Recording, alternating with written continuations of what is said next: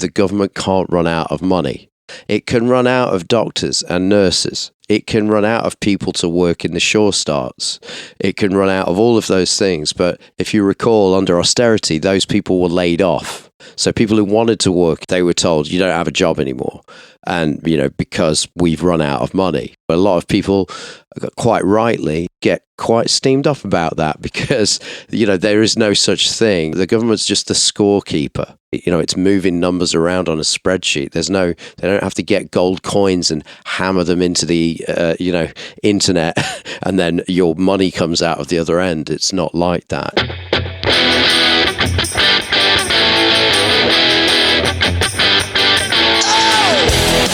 This is the MMT podcast with Patricia and Christian Riley.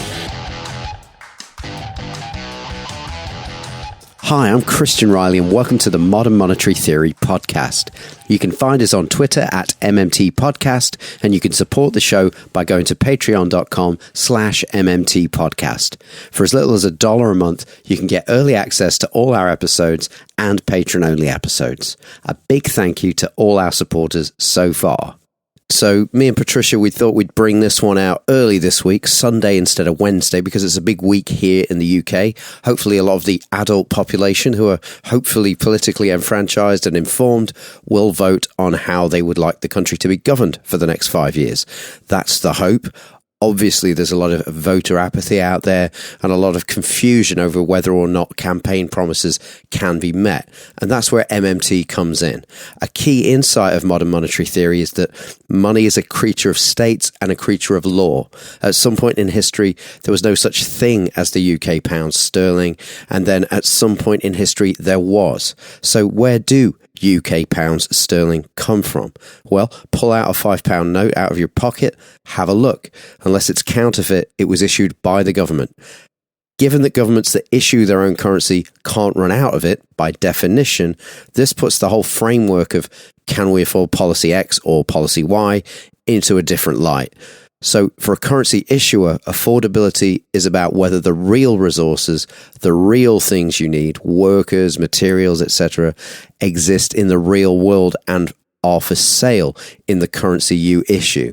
And if they are, the currency can be spent into existence just like all currency comes into being, to mobilize those resources.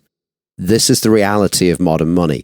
This is how the money system works in the US, the UK, Canada, Japan, Australia, to name a few. And many people don't understand this reality, so we feel that MMT provides a missing, vital piece of context to help people make more informed decisions at election time. And more crucially, those periods in between elections when agendas are set. So before we dive in, I'd just like to say it's obvious that me and Patricia are left-wing biased. This still doesn't change the reality of how currency comes into being. As legendary broadcaster Bill Moyers once put it, bias isn't a problem. Undisclosed bias is the problem. So being human and having consciousness means you're going to have a worldview, which means you're going to have this thing that gets called bias. My feeling is if Patricia and me are overt about our ideology, it's not to force it on anybody, it's to allow people who don't share our bias to adjust for it. I'd much rather be fighting ideological battles with people who are to the right of me, but with all of us understanding the reality of modern money. So MMT is not just for the left, it's for everybody. And we have episodes with people who are not necessarily left-wing biased in our back catalogue. It's just that talking about our political conscience is unavoidable for us sometimes, particularly at election time. Apologies, but we don't talk about the SNP or Clyde Cymru in this episode because we don't have enough lived experience or knowledge to talk about what potential voters of those parties are going through and what issues are important to them as distinct from voters in England to do it justice. So apologies for our England-centric lens on this episode. We have episodes with MMT economists addressing the Scottish independence movement, and those episodes are 15, 16, 28 and 29. There is an MMT Scotland website run by really knowledgeable people, and I've linked to them in the show notes, and we're very grateful to them, not least for the MMT events they've staged in Scotland this year.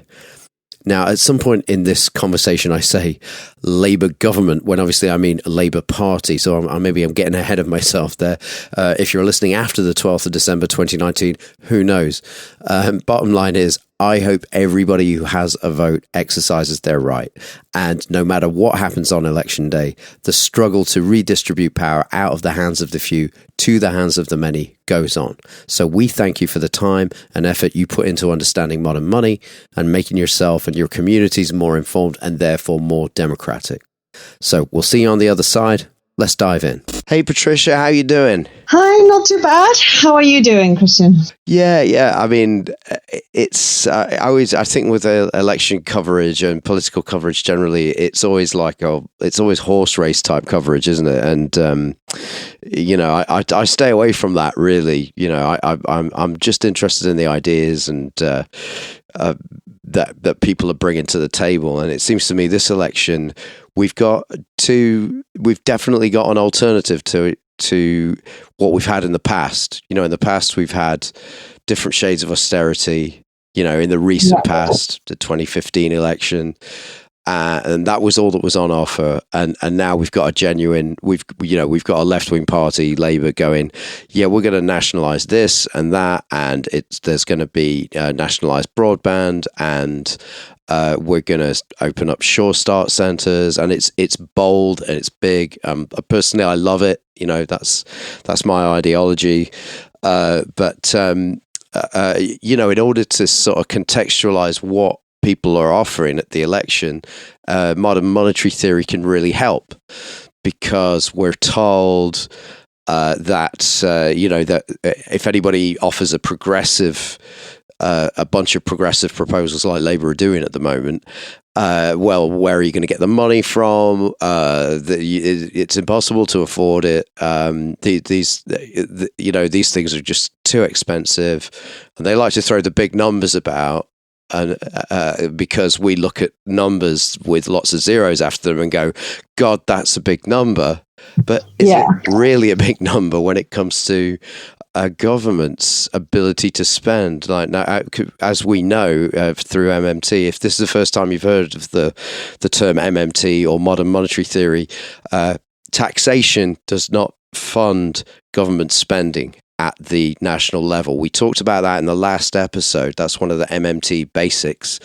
And it sounds like a bit of a bombshell, but really, and it's not a radical opinion or something like that. It's like there's lots of academic work on this, and there's also a study that was done in 2014 by the Bank of England. It's hardly a Marxist institution, saying the same thing, that taxes are there to drive the currency in the first instance. They're not there to fund government spending. They don't take tax money off you, pile it in a pile somewhere, and then spend it out again. And then when they've run out, oh no, we can't hire anybody, even though there's unemployed people. I don't know if you want to jump in there, Patricia, and talk about that.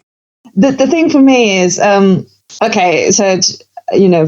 transparency in the podcast, I am a Labour Party supporter in this election through and through. I think they have, and I think you'll agree, Christian, that if you know MMT, it's really difficult to support any other party on the basis that their economic program from the parties that are running at the moment is the most promising by far. And it's helping to address all this kind of lack of government investment. And our economy is starved of government investment, is starved of, they're trying to address inequality as well, which is incredibly important from an ethical basis, but it's also, economically sound policy. And the other thing is that they are the only ones that at the very least are saying we can actually borrow, and it's okay to borrow, and it's okay to do this. And if the Lib Dems and even Tories now are apparently, dipping their toes into that narrative, is probably because Labour has pushed them in that direction. Yeah. However, they what Labour is doing, they still haven't they're sticking to the same narrative, haven't they? They haven't necessarily turned it upside down in the way MMT does. Taxes fund government spending funds taxes, but they're still talking about taxes and justifying taxation of the rich in particular as a means of funding all the policies and funding public services, etc. And this is where the issues come in, isn't it? This is where the contradictions come in a bit. Okay, so let's just get just a tiny bit technical there. So what we've said is taxes don't fund spending, and I did it last week, but I'll just run over it again. The way taxation works is the government says to people, you need to pay us £pounds every time you transact, VAT, every time you earn income tax, but it's much easier to compress all these taxes and just imagine that you're getting a tax bill every month, and just think of it as a head tax. Every year you're going to spend about 3-5 grand on tax. You're going to hand that to the government, right? So what they do is they go, you owe us this many pounds, and they say what the tax bill is denominated in, pounds, and only they have a monopoly on issuing pounds. So if you try and print up a bunch of pounds in your basement or whatever, you go to jail. So nobody apart from the government is allowed to create them. So then it follows that the taxes are there to get you to need the pounds to pay the taxes. So that's when you said government spending funds tax payments. That's the way around to do it. The government spends first. It has to, because it's the monopoly issuer, and then the taxing comes second. So and the thing is, to a lot of people, that is at the moment they think that change in narrative is inconsequential, but it matters far more than people realize. Well, yeah, because the whole where you get to with that is the government can't run out of money. Yeah, it can run out of doctors and nurses. It can run out of people to work in the shore starts. It can run out of all of those things. But if you recall, under austerity, those people were laid off. So people who wanted to work in shore starts, they were told, you don't have a job anymore.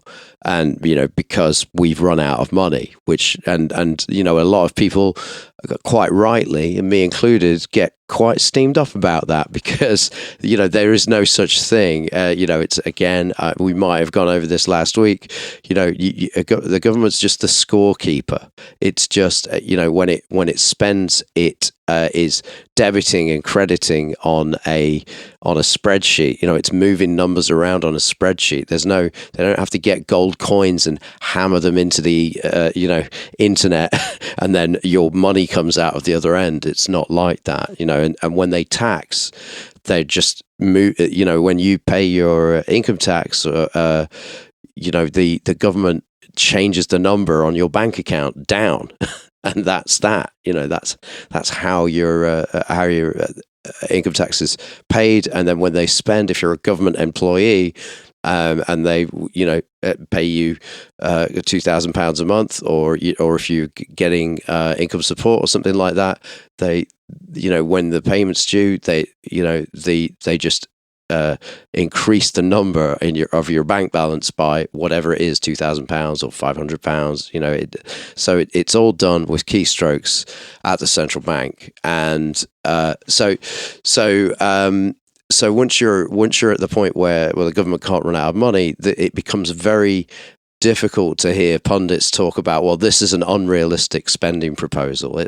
It's only an unrealistic spending proposal if a politician gets up there and says, yes, everybody will get a pony.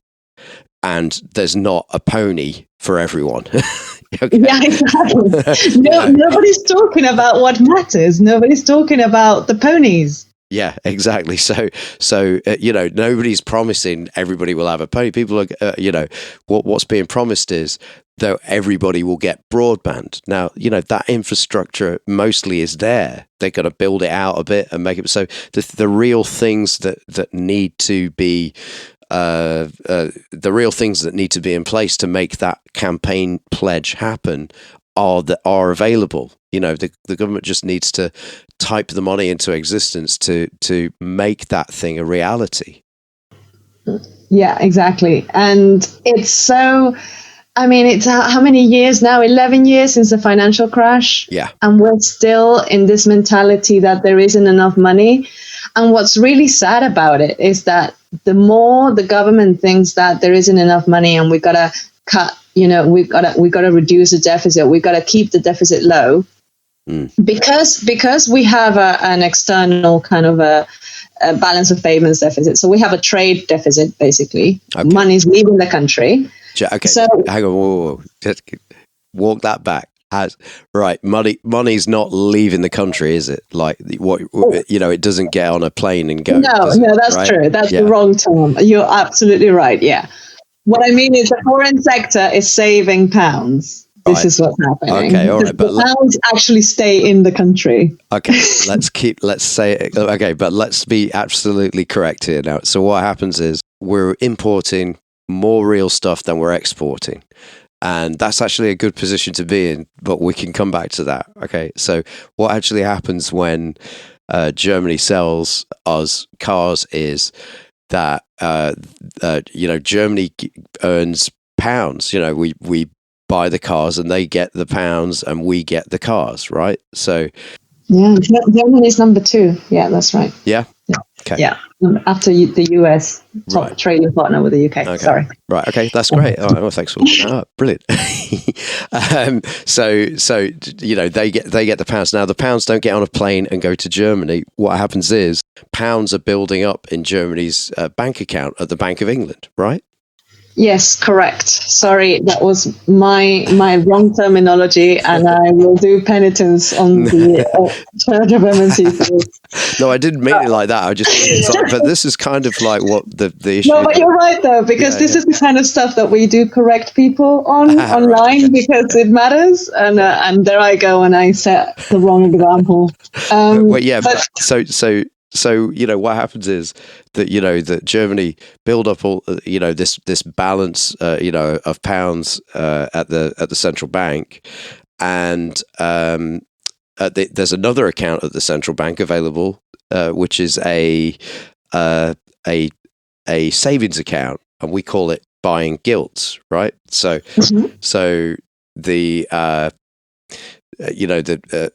Germany then goes, well, we could have these pounds sitting here, or we could have them earning interest. So they buy gilts, they buy government bonds, and that shifts the pounds that were in the in the current account at the central bank, the Bank of England, to the savings account.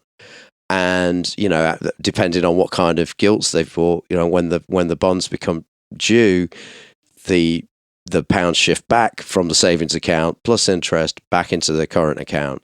And it's in terms of like real stuff, we've got the cars, they've got these balances on the bank, on the spreadsheet.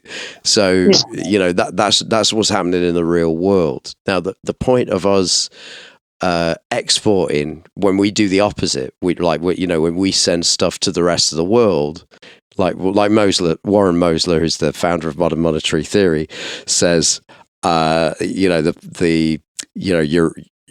real wealth, the wealth of your country, is all the stuff you can produce domestically, hopefully at full employment. If not, it's a waste. Everything you can produce domestically, plus everything the rest of the world wants to send to you, like Germany with its cars and the US with whatever they're exporting to us, and minus what we have to send to the rest of the world. And that's what we get to enjoy. That's what we get to consume. The stuff that we made and sent to other places, we did all that work. We put the time and the labor in. We used our materials, and then we forego the consumption of those things that we made and send them somewhere else. So in real terms, that's a cost. So people tend to think of people tend to look at imports and exports through the lens of, oh, that cost us jobs. Yeah. So the jobs went offshore. Well, that is a problem if you don't run a sane fiscal policy. If you don't create the jobs to fill that demand gap that happens when jobs go overseas. If no other action's taken, people just go on the dole. So their spending doesn't fall to zero, but it falls very low. And somebody's spending is somebody else's income. So, there needs to be, you can either wait for the private sector to kick in, but, in times when the private sector's pulling back and they're not investing because they're not confident, there's only one other actor in that whole economy, in that whole situation that can act counter-cyclically, and that's the government, right? Yes. So the point, the very lengthy point I wanted to make on that basis was that the UK, the foreign sector is saving more pounds than it's spending in the UK. Yeah, right. So the normal state of our fiscal balance is a deficit. We need a deficit. Otherwise, you don't replenish what's being saved by the foreign sector, and you eventually could get recession, as we indeed did. And people get more into debt in aggregate. Sorry to keep jumping in. When you said deficit, we mean government deficit. Yeah, a fiscal deficit. Yeah, and the government deficit is the non-government sector, aka the private sector's surplus. Okay, so don't be scared by that word deficit. Can I just clarify something? Because that non-government sector thing, I often fear that it may confuse people. And it is absolutely true. Like the terminology is called non-government sector because it includes the private domestic sector and it includes the foreign sector. Yes. So that's why we don't just call it the private sector. Yeah. But I think implicit in there, well, I suppose other foreign governments could be, saving pounds, but that's why we make a distinction between the non-government sector and the government sector. But it's definitely it does include foreign savers of pounds, but crucially it includes domestic savers of pounds. That's you and me, the entire private sector, firms. That every positive bank balance in this country in pounds is there because somebody ran a deficit, and that somebody is the government. Exactly. Yeah. And the UK needs near permanent deficits, and it has done for a few decades, I believe. Yeah. So when I see the parties all still aiming at fiscal, balance, yeah, or even trying to run a surplus in the case of the Lib Dems. What on earth are they doing? Yeah. I mean, so, and again, when we talk about surplus, that means the government is going to be taxing more than it spends. So all those positive bank balances in this entire country, including the foreign sector, but crucially, domestic people, they're now that there's no choice there. They're going to have to lower their bank balances, and if they can't go any lower, they're going to have to take out loans. So that is guaranteed austerity or worse. They all have their fiscal sustainability rules, don't they? Fiscal rules at the moment, and they vary in terms of how strict they are. I mean, we've been critical of the Labour one, but the Labour one is the least strict of all of them. Yeah, somebody could say, they would say that, wouldn't they? Because they're both supporting Labour. But we're both left-wing people that probably wouldn't have supported a neoliberal Labour, right? So we can only really speculate about why they do the fiscal rule thing. But my take is that they know when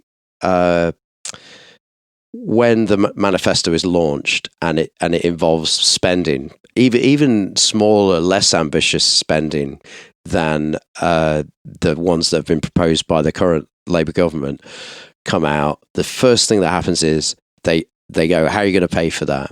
And I just think on balance, they've reflected and gone, look, it's easier for us to say like 5% of the nation's taxes will go up by a small amount, and the top 5% on the income distribution. It's easier for them to say that than them to go, look, you guys don't understand how government spending works. It works like this, and and we can spend whatever the hell we want, and that it's just not going to fly, is it? I think there are ways in which that could have been done, and it's water under the bridge, right? I mean, we've been talking about this for quite some time. We've been critical of the FCR, fiscal credibility rule, because of the political kind of liability that it posed to Labour, and I still believe that Labour is the best apt of the parties to run the economy, especially because I know that they will carry out the spending that needs to be carried out to protect the economy. And that's what I care about, to protect jobs. Yeah. That's what I care about. And the other parties are acting as if that has absolutely nothing to do with them. Yeah. As if, the market decides how many jobless there are, and all the government can do is hope that the market gives us gifts, and gives us prosperity on its own. And, at the best, maybe change things here and there a little bit to make the market a little bit more enticing for investors to come in. But Labour is the only party that's going, hey, let's be hands-on here. We are in power of our own economy, and this is completely in line with MMT. We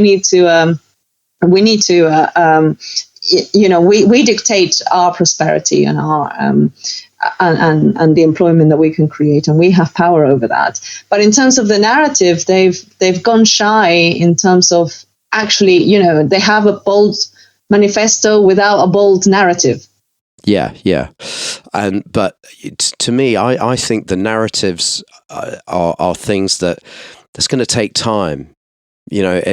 So this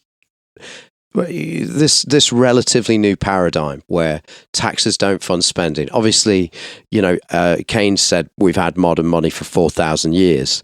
That this idea and many, it's even in Adam Smith's writings in Wealth of Nation about how fiat currency actually works. It's what gives it value is some overarching authority demanding these tokens for payment of taxes, fees, and fines, and then that means you've now got demand for the tokens, so you can spend as many of them as you want. If you're the monopoly issuer, it's a great position to be in.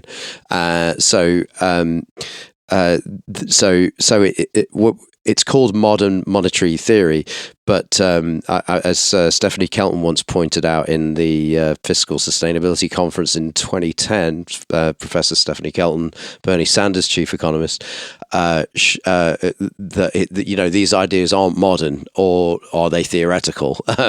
But they're actually correct. So all I'm saying is this new take on chartalism, which is what it is, that came to be called modern monetary theory, has kind of got its kickstart again from Warren Mosler beginning to write about it and talking to the post-Keynesian community in the 90s.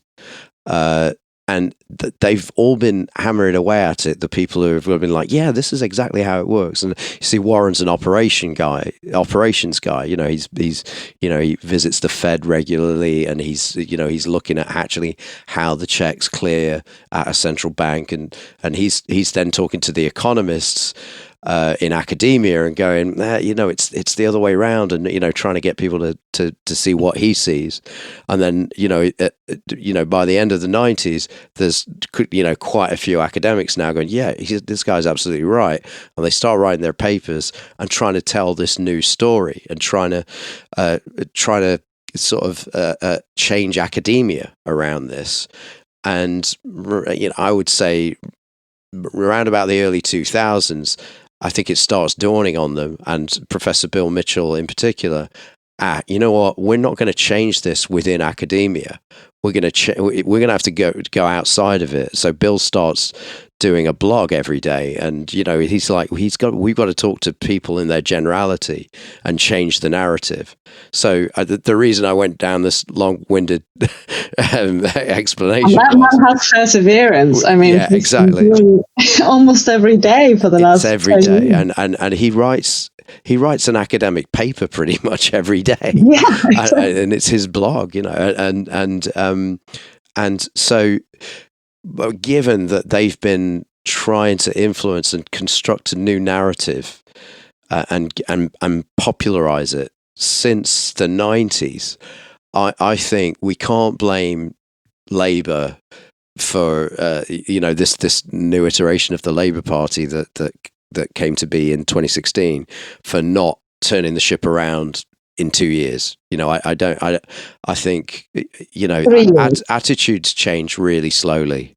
You can change habits. You can go, look, I'm going to go for a run every day, and or I'm going to get up at 7 o'clock every day and set an alarm.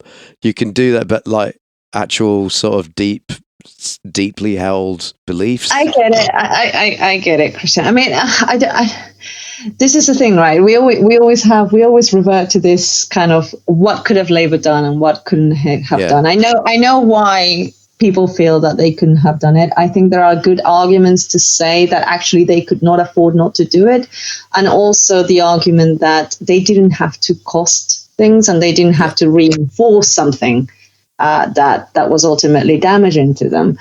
But yes, again, I understand that these things are difficult, and we're not everybody knows MMT yet, and it would have been hard regardless. Okay, I absolutely agree with that. But it's extremely painful for people who have been shouting this from the mountain for for the academics it's decades, but for the activists it's years, about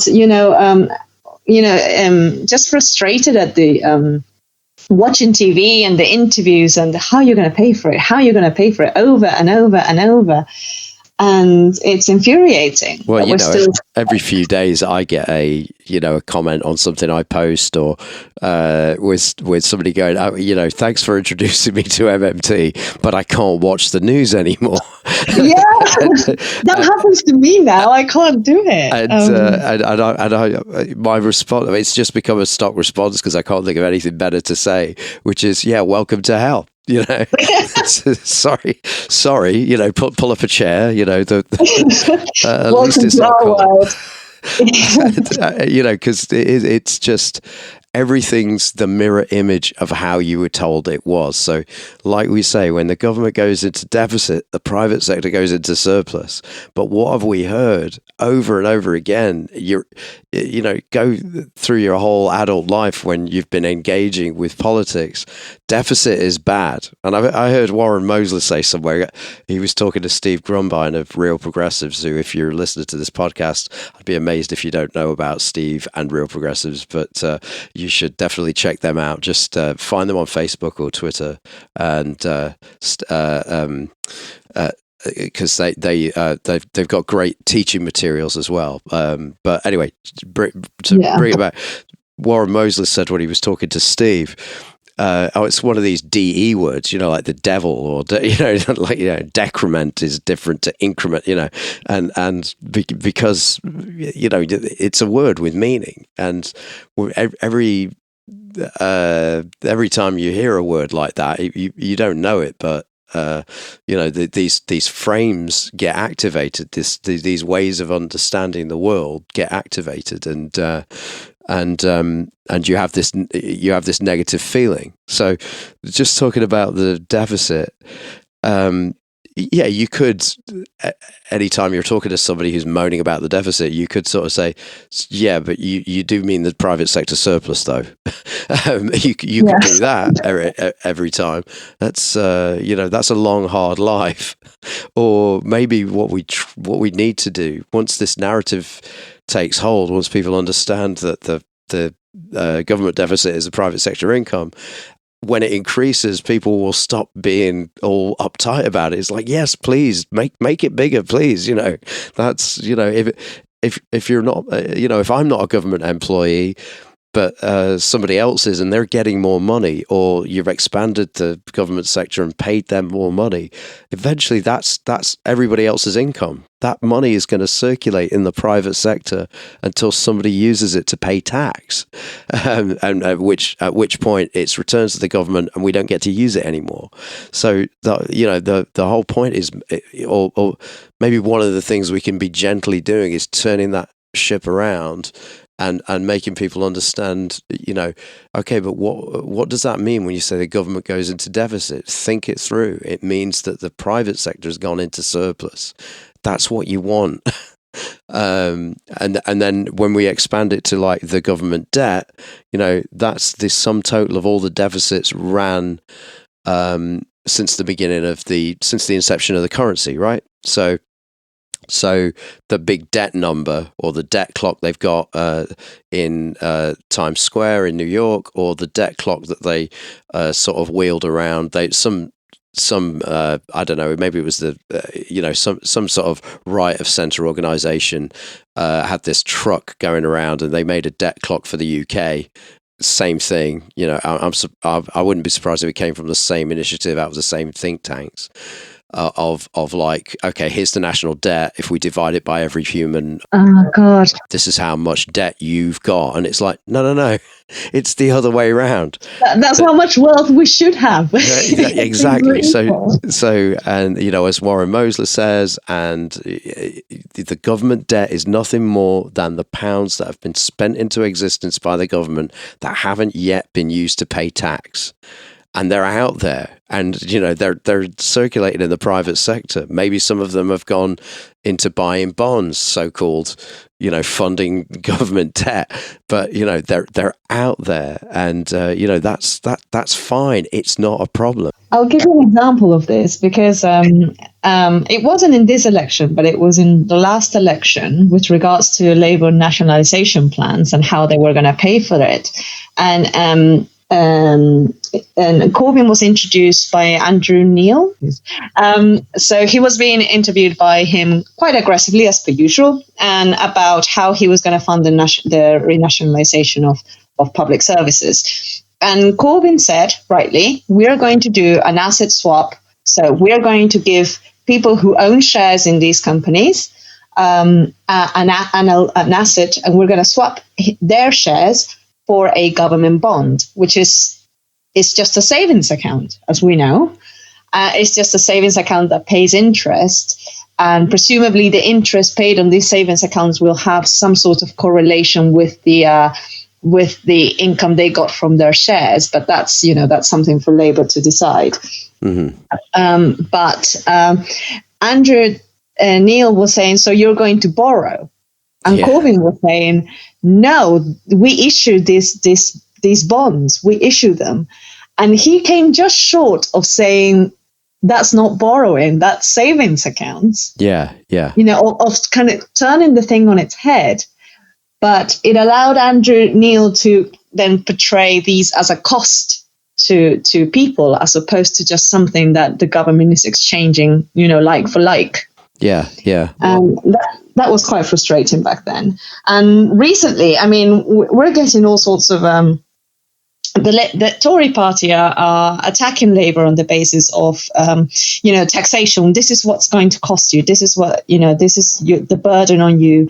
Labour's plan will require this much taxing, because they are utilising that narrative that taxes come before the spending. Then they're kind of allows them to frame the whole thing as if the Labour government would be an additional cost on top of what people already don't have. Yeah. And as opposed to the opposite way around, which is that spending funds taxation, that if there is increase in taxation, say if you and I were wealthier, we could go out, do more shopping, for example, and maybe we end up paying more VAT because we're buying more stuff, right? Mm-hmm. But in that case, our incomes came before we actually pay taxes on that income. So this is extremely frustrating, because, of course, if Labour is still working within that narrative, it's really difficult to battle against this. But the right way of looking at it would be to say, Now, as a result of Labour's investment, people will be wealthier, their incomes will be healthier, they will have less debt burden, less financial debt. And eventually, if their incomes raise, and maybe, if the incomes of the population, I assume many of whom will increase beyond the 80,000 a year mark that Labour is setting as a boundary for increased taxes, then maybe a few more people will end up paying more taxes, but not before they earn more money. Let's just rewind to Andrew Neil as well. We should always, when we talk about how, Jeremy Corbyn or any Labour person, how they perform on the, I'm going to call it the mainstream media. That's what it is. We know. I think we all agree on what what those outlets are, including the BBC or the entire mainstream media spectrum. Well, Andrew Neil, his career is he was at the Sunday Times, right? He was very much in bed with Murdoch. The Murdoch press, and then he went to Sky, and he also writes for The Spectator, and these are like, in fact, I'm just looking at his Wikipedia page, editor of the Sunday Times, contributor to the Daily Mail, chairman of Sky TV, which is part of Murdoch's News Corporation.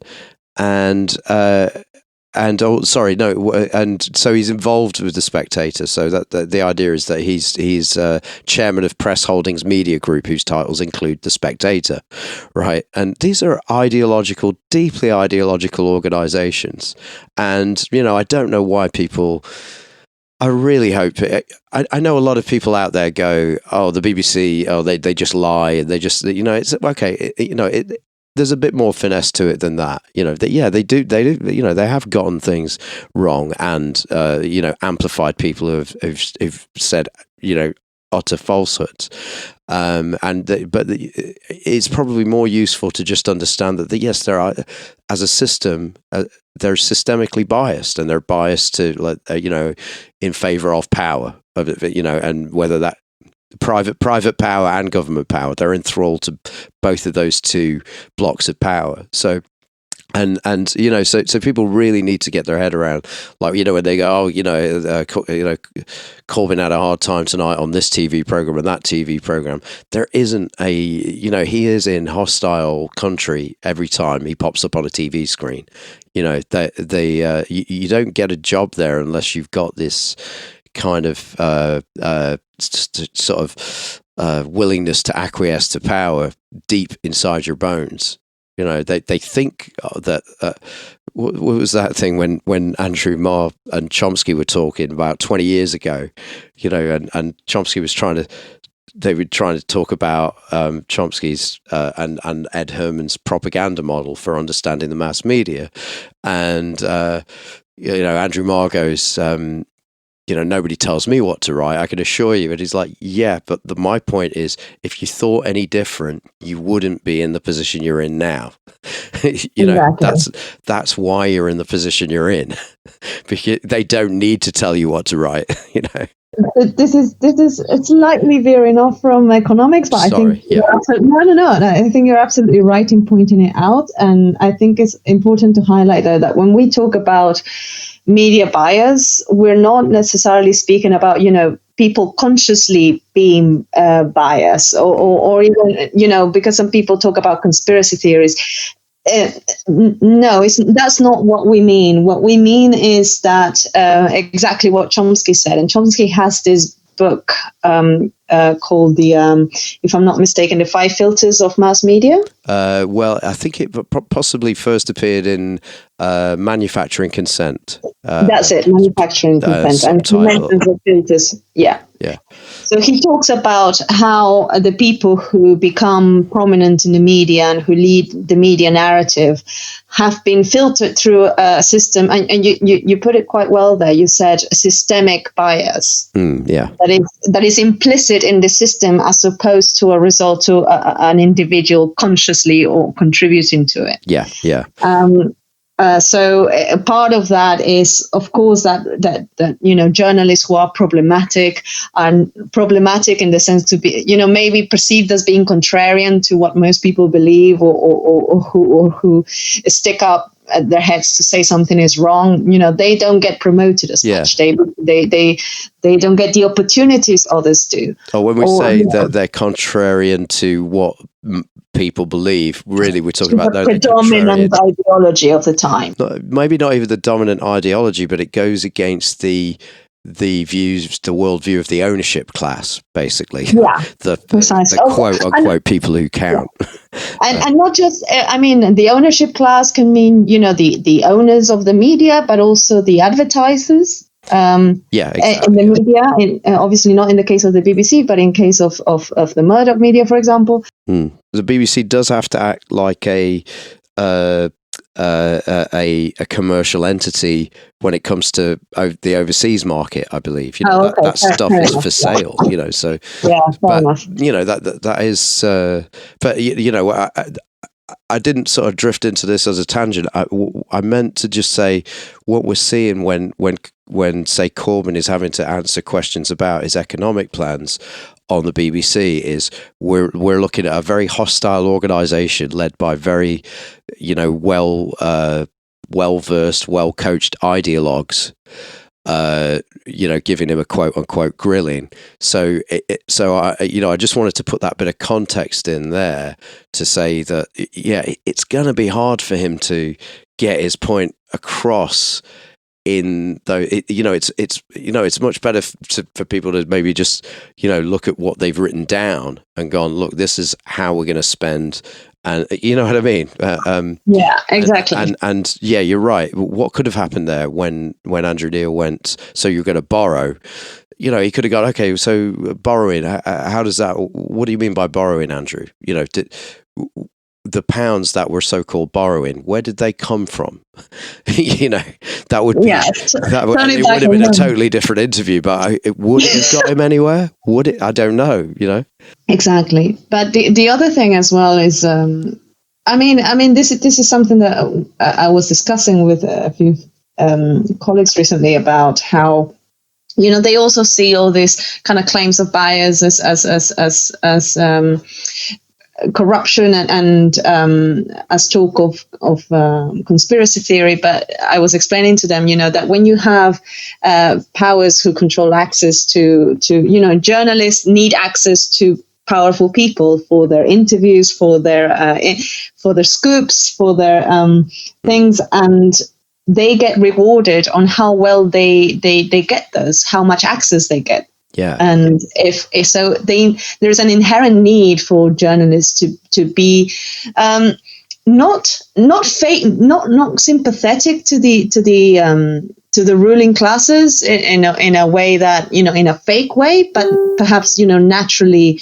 have a lot of what would you call it? In common with them? I don't think it's something in commme with them. It's internalized certain values to the point where they probably don't know they're there. Similar values to them. Yeah. So they have to be people that the ruling classes can identify with, because if they weren't, whose values they can identify with, because if they didn't have those values, then they wouldn't get the access that makes their careers advance. Yeah, well, that is one of the, I believe, the 5 filters that Chomsky introduced. Chomsky and Herman introduced in Manufacturing Consent, which is access, where an easy way to say it would be if Tony Blair sat opposite Andrew Marr on a Sunday morning show, and Andrew Marr really didn't let him go in a very Jeremy Paxman way, really just got really pushed him on the point and said, look, a lot of people out there think you should stand trial for war crimes, and what's your defense? And then not let it go, spend the whole 10-minute segment that he's got with Tony Blair going, yeah, but and just really pushing back on his responses, because it's very it's very unavoidable that, the Downing Street minutes prove that they said, look, we're going to fix this policy. We want to invade. We're going to fix the evidence so that our policy goal of invading gets done. And, so there's incontrovertible evidence there. So that would be an interview that maybe many people would like to see, a genuine reckoning with that, in a sort of Frost Nixon way. But the day after he does that, Andrew Marr, he's not going to get an interview with anybody in power ever again. And I think about, say, kamikaze himself for a good cause, though. I mean. Yeah, but and so he knows that. And he hasn't written it down anywhere and studied it. It's a value that gets internalized, and you don't get to be the guy anchoring the show on the Sunday morning Very Serious People TV show if you don't understand these things. And so I think it's useful to contextualize everything you're seeing when we're in these debates that about policy. And especially economic policy. It's deeply ideological. That also means that the odds are, against us in a way, because we are fighting in terms of narrative. MMT is a narrative that doesn't necessarily, well, at the moment, it doesn't benefit the ruling classes or the order that they see most beneficial to them. Is a narrative, is provided by a narrative that is completely the opposite of MMT. So we are never going to, and I think that's why going through the I think that's why probably Bill had problems going through academia as well.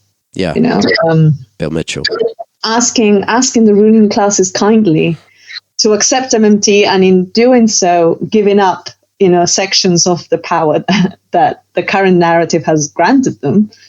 It's just not going to happen easily. Yeah.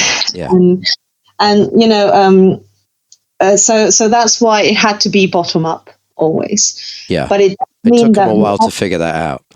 Yes, but it does mean, and in my view, yes, Andrew Neil interviews are notoriously difficult, but any opportunity you have to talk about this on the mainstream media is a good opportunity to disseminate this information and at the beginning, yes, it will be incredibly difficult, but then eventually, slowly, people will come round. And I don't know if, I would have liked to believe that in 3 years we could have done it, or we could have gotten quite far at it. But you've got to have hope and optimism. And when I interviewed Stephen Hale maybe 3 months ago, the way he views it in economics, he's saying MMT, actually we're the mainstream now. The people who are denying how it works are the radicals now. Did you see Rob Delaney's? Yes. Yeah.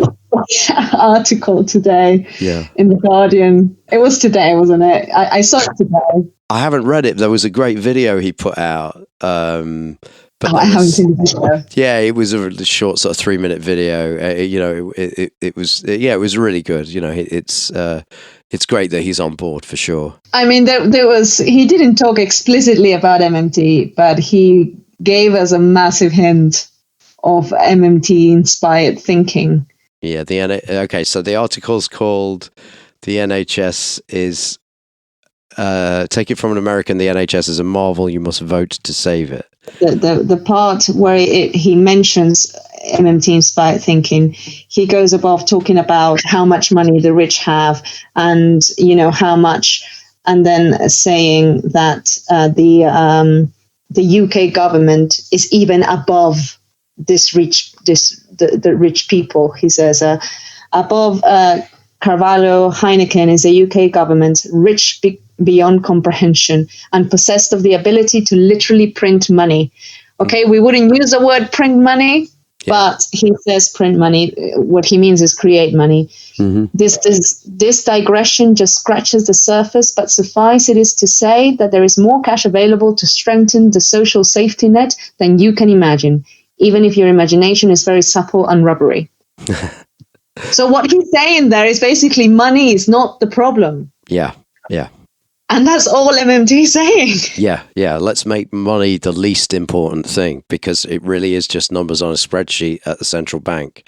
They get typed in and changed all the time, and that's what money is. If you're the issuer of currency, which the government is. The reason we don't say printing money, because printing money had an old school connotation. We don't print money, and yes, the Royal Mint prints money when people request the physical incarnation of the numbers on the spreadsheet. But the really what's happening, most of our money is, again, credits and debits on a spreadsheet, and again, it's a keyboard that makes that happen. Yeah. So when the government literally prints money, orders money to be printed, banks just simply exchange that for reserves, and then they get the printed money. But the issue is that the word print money, not only does it bring connotations of Weimar Republic and all this historical stuff, which have been widely misunderstood, but also that the idea that you print money is kind of this notion that there is a pot of money which is legitimate and a pot of money which is illegitimate. And that's completely kind of gold standard thinking, but there's no two different sets of pounds in existence. God, don't get one of the bad pounds.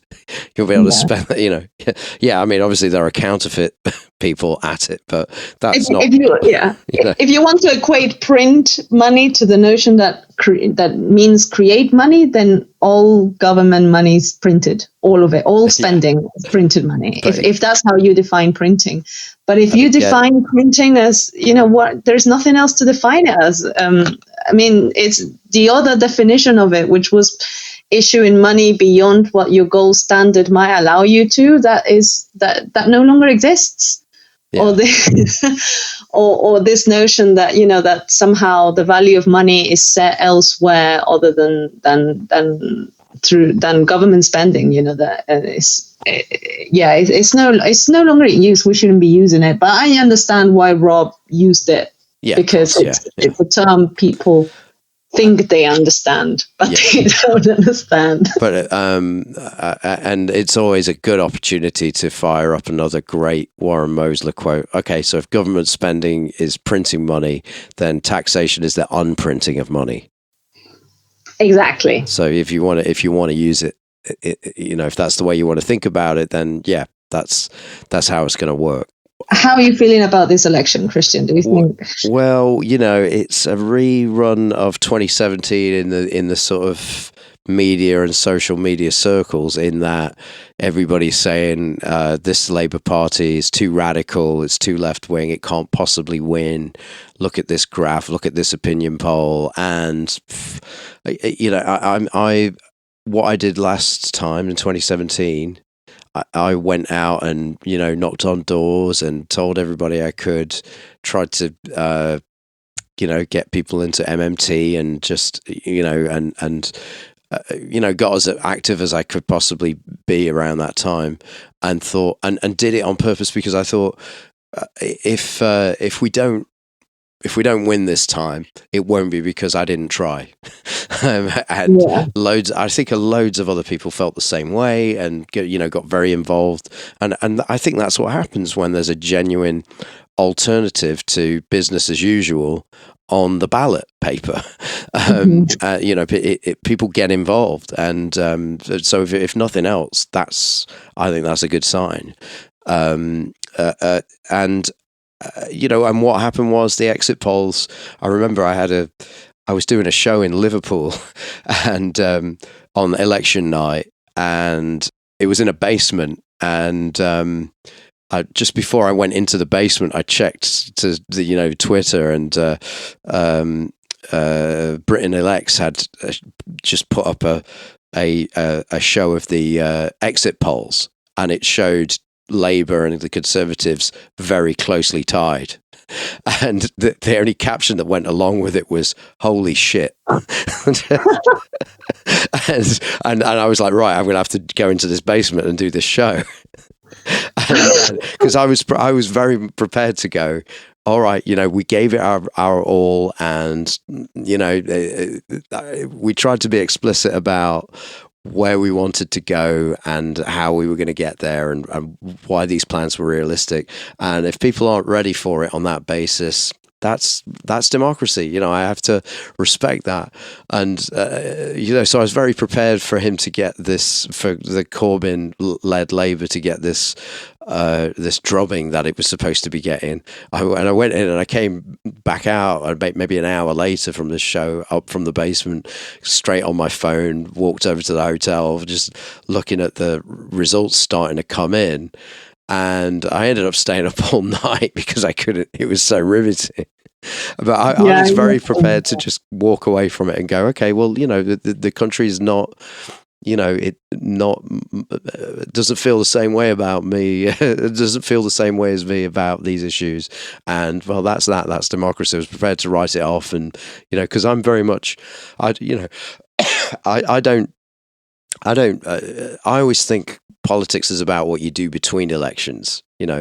Election day, if the cards have been dealt, you've got this country and it's got the mindset it's got on election day. Politics to me is all about changing the mindset in between elections. So I kind of don't get stressed out about them. I mean, it would be very bad for me and my family if we had 5 more years of this kind of governance. It's the way they've been treating vulnerable people and justifying taking away things that help save lives, vulnerable lives, and the way they treat disabled people and stuff, and justifying it, but with this, well, we've got to be responsible. We can't spend too much. When MMT, it's like, they apply their household values, kind of the budgeting values, to the government, and this is where the counterintuitive, but it's so damaging. Yeah, and this is where the debt scolding comes from. What happens is, one side's in power for 10 years, and as we went into a few minutes ago, the national debt's supposed to be going up because it's our money. It's supposed, you want it to get bigger, right? So what happens is, naturally the national debt goes up in a 10-year period. It should do. And excuse me, the other side go, look how irresponsible you've been over this last 10 years. The debt's gone from X to Y and you promised to cut it. Well, we're going to not do that if you vote for us. And then they get in power for 10 years, the other side. And the exact same thing happens because naturally the national debt has got to go up. Otherwise it would be a hellscape of a society. Right. And, when everybody's gotten sick and tired of the other side being in power for a bit, they start listening to the politicians going, well, no wonder we're in a mess. They've been really irresponsible. Look at the debt figure that's gone from X to Y.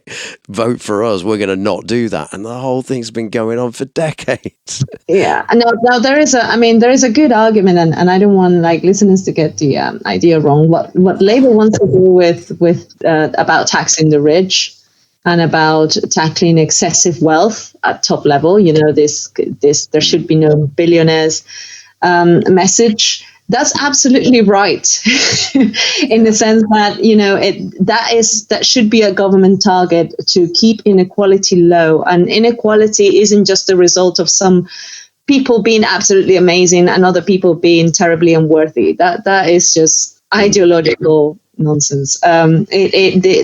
Inequality is born out of conditions set by government, and therefore it can only be corrected by government.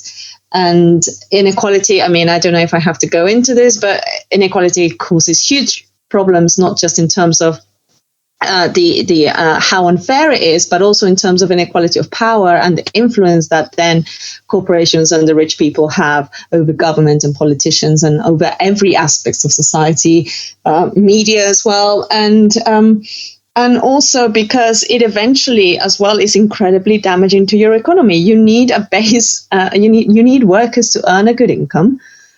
so that they can continue to buy goods and services, and the economy can go running. That's how capitalism works, right? But if you have excessive inequality and you have a lot of people who are very, very poor, and that keeps growing and all the wealth keeps accumulating at the highest levels, then eventually you run out of people that can actually buy your products if you're a capitalist. So it doesn't make economic sense. It doesn't make ethical sense. And in terms of democracy, it's incredibly damaging. So Labour is completely right to tackle that. But the problem comes when, obviously, that you then attach, the taxing of the rich and the taxing of the wealthy, and the tackling excessive wealth is a completely separate issue to actually funding public services and providing working people with the income that they need in order to have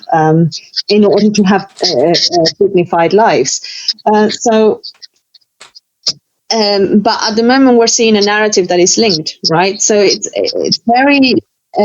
When you say we're seeing a narrative that's linked, you mean they're going, yes, we're going to pay for our, shoring up our public services and putting more money into it. We're going to pay for that by increasing taxes on the top end of town. Well, they're saying, okay, we're going to sort out poverty, we're going to sort out the NHS, we're going to sort out all this, but wait a minute, I need to go to the Bahamas and get some money from there first before I can fund that. And I have a problem with that, because as much as I want all that money in the Bahamas to disappear into nothingness, I don't want my, what if the rich, just out of protest, burn all their money because they'd rather see it burn than give it to Jeremy Corbyn? I don't know. What if they do that? Then they go, haha, now you can't fund public services? Yeah. It doesn't work that way. Well, I did kind of touch on this with Stephen Hale a few episodes back, this idea of Pigovian tax. Yeah. So what that means is you have a tax on something that is bad, for want of a better word, like smoking, but you take that money and you fund something like smoking awareness campaigns with that tax. Yeah. So the idea is it's you're mitigating this antisocial thing by taking money out of the people that profit from it and fund something that's going to stop it. Yeah. And because taxation doesn't work that way, because if you want to run a health awareness campaign targeted at making people give up smoking, and you're a government that has its own currency that is monetarily sovereign, like the UK, the US, Canada, or Japan, Australia, if you have your own currency, you don't need to take the money off big tobacco to fund your health awareness campaign. And if you need, again, I don't know if we said this last week, but there was a great quote from Scott Fulwiler on Twitter, Professor Scott Fulwiler, where he said, if we need the very rich to fund our progressive policies, then we need them to remain the very rich, which I think is a good way of putting it. Of just like, the idea is if the money's coming from them and you tax them out of existence, then you've got no more money. So you're kind of entrenching their position. You're making them relevant and you're making them valuable. Yeah. And then you have this horrible, I hate this narrative so much, about the wealth creators. Yeah, exactly. And it's such an insulting, people don't realize what an insulting narrative it is. Money grows on rich people. Yeah, that we have to think for our society to rich people as if they didn't do it for entirely personal profit reasons, and it reinforces that idea that they are funding this spending with their labor. Seeing as this is turned into a bit of a Chomsky fan loving, there's a great quote by Chomsky where he's talking to people and he goes, there's a dirty word out there, and because there's young people here, I'm going to spell it PROFITS. And then he goes, but it's much more polite to spell it JOBS. Yeah. When they're talking about, oh, this will be good for jobs. This is, I'm a job creator. Job.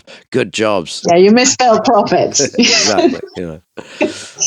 Yeah, I'd like to see that obliterated, and it's just annoying that it hasn't been, that narrative, corrected by now. But I get it. We're not there yet. We need to work harder here. We need more MMT podcast episodes. Yeah.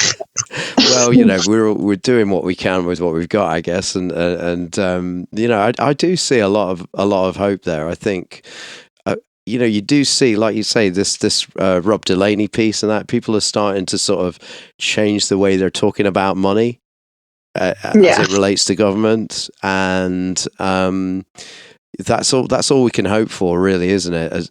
At this point, I really don't think I don't really think any of us are going to get up on Twitter and get in the face of John McDonnell, and he's going to go, "Oh yeah, I get it now." Live on it, that's not our job. And in fact, no, he does get it. He does. I'm convinced. But again, I think I'm going to credit Steve Grumbine with this from Real Progressives. The way he put it once was, look, it's not politicians' job to educate people. It's their job to get elected. And I don't know if I see it that way. The activists are the people who are going educate is a very vague term. Like, sure. You watch AOC's Alexandria Ocasio-Cortez's campaign in the US, and the way that she talks about money. Okay, she's not telling people, teaching about economics to people. Yeah. But she is talking about economics in a way that it shifts people's attention onto the things that MMT would want them to pay attention to, without saying the word MMT, even though she has said it in the past. But and the very fact that she said that MMT was something that we should seriously look at, and she also had those I don't know what you call them, but she had these debates in Congress, I believe, questioning people about on the natural rate of unemployment and the Phillips curve, etc. Yeah. To what extent can you not consider that educating people? Yeah, I guess. She's talking about things that nobody's talking about. Looking for signs, real positive signs. The light bulb went on for, say, Chris Williamson, and he was in the position, because he's not the prospective prime minister or the prospective chancellor. He was in the position of going, right, I can get active around this, and he invites Professor Bill Mitchell, the man who came up with the term modern monetary theory, to talk to the people he knows. I think everybody's just doing what they can with what they've got. So Chris has got a following, and he's got a certain type of left wing following. And he's like, God, we really need this stuff. We really need to know this stuff. And Chris has spoken. Chris Williamson, you mean? He's spoken on. I've seen him on Parliament when he was still in Labour, talking quite openly about economics and saying and criticising the rest of the MPs for framing economics in a very narrow terms. Yeah, and he was actually quite outspoken. A very good speech on this is simply not how economics works, and we're ignoring all this power. Okay, he was just one person among 600 odd MPs, and we needed more of that, but that's more what we need of. And it may seem like a drop in the ocean, but give it enough drops, and you can start changing things. And this is slowly, but it has to start somewhere. Yeah, and like as Warren Mosler has said on occasion as well, it's like a ratchet in that once you get it, once you understand MMT, you don't go back. So the people that can't. Exactly. So the people that do come to understand it, that's it. They're there now it's like a massive puzzle in your head, and that you've had all your life from, you know, what you think you understand from economics, and there is this puzzle in your head, but it's missing one or two pieces, and it's never really bothered you that it's missing one or two pieces because you have most of it and you think you understand it. But then MMT comes in and builds it in a completely different way. Yeah. And suddenly it all fits together like a perfect puzzle. Yeah, and I think, you know, what made us start to bother about it is when they started slashing public services, because we know intuitively, oh yeah, money's manufactured. It doesn't grow on a tree. It's not dug up out of the ground. So it must be something that you can't run out of. There must be something. We need to understand what people are talking about when they say run out of money. And, you know, and there we go. That's, you know, MMT's got that answer. Yeah. The last thing I wanted to talk about, it's just a very short one, is Sajid Javid today was saying, accusing Labour of causing the global financial crisis. Okay, yeah. Do you, I mean, I don't think our audience needs to be corrected on that. I think everybody's pretty aware. I mean, they made a film on it called The Big Short, right? If anybody doesn't understand where the global financial crisis happens, watch The Big Short. That's pretty comprehensive. Also, there's another good film called Inside Job. Yeah. I don't know if you remember, but when the global financial crisis happened, and it was Gordon Brown's government who had to respond to it, and they actually, as Mariana Mazzucato always says in her interviews, that Labour actually saved capitalism by bailing out the banks, you know, and it was something that the government had to do. But let's remember that it was the government that bailed out the banks. The banks did not bail out the government. It was the government who was above everyone else in the economy, who intervened to save its own economy. And at the time, Gordon Brown had to take that decision here. But also, Gordon Brown was actually arguing for even more fiscal stimulus afterwards. He recognized that we were in a recession, that jobs were going to be lost. And he was actually arguing for that. But it was the Tories and the Lib Dems coalition who then said that, well, we needed to save money and to run austerity, and that actually caused a double dip recession. So we were en route to recovery, and then we stopped government spending and we came back down. Well, it's just that misguided thing of like, well, if the government is spending more, that must mean they're taking more out of the economy because, you know, there's no government money, there's only people's money, there's only the private sector's money, they must be taking it off us. And it's like, no, it's the other way around. The economy needs the government's money, not the other way around, you know. And you know, to MMTs, if we look at the sectoral balances for the UK, and for the last year or so, the domestic private sector in the UK has been in deficit. Yeah. You know, at some point that's gonna kick us back in the teeth, you know. The private sector debt is totally different to government debt. You know, we don't create pounds. When the private sector defaults, it defaults. You know, it has no choice. You know, the government doesn't default, or it doesn't involuntarily default. It might choose to. Yeah. But it cannot ever be forced into defaulting. Yeah. And even Trump said that. Yeah. Even Trump can understand that. Yeah. I mean, there is, you know, Trump did say, we just print money. He literally said, we cannot default because we print the money. Exactly, you know, being right wing is the gift that keeps on giving. You know, nobody pushed back on it. Yeah, nobody said anything. You know? Where was Andrew Neil then? Yeah.